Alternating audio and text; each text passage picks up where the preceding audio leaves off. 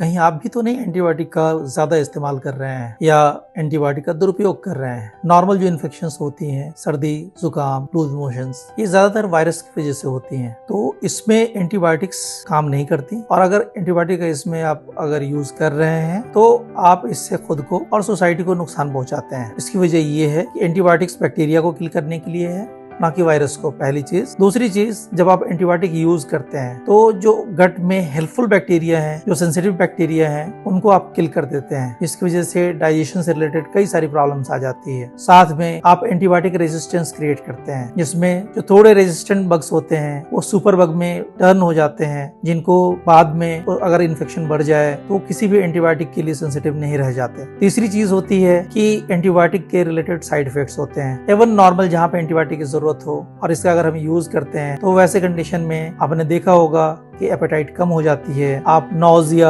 Vomiting tendency, vomitings, loose motions वगैरह हो जाते हैं, एब्डोमिनल डिस्टेंशन हो जाती है, पेट की स्वेलिंग बढ़ जाती है और एपेटाइट लो हो जाता है। तो ये सारे उनके साइड इफेक्ट्स हैं। तो इसलिए अगर कभी भी इस तरह के कोई इन्फेक्शन हो तो पहले ये सोचना जरूरी है, इसलिए कि ज्यादातर ये वायरस से ही होते हैं और इनका सिंपल ट्रीटमेंट कि आप बॉडी में हाइड्रेशन मेंटेन करें, रेस्ट लें और इसको अपने आप रिकवर करने दें। और कुछ ज्यादा लगे कि इसमें दिक्कत हो रही है तो अपने डॉक्टर से मिलें और डॉक्टर से भी पूछें क्या एंटीबायोटिक की वाकई जरूरत है।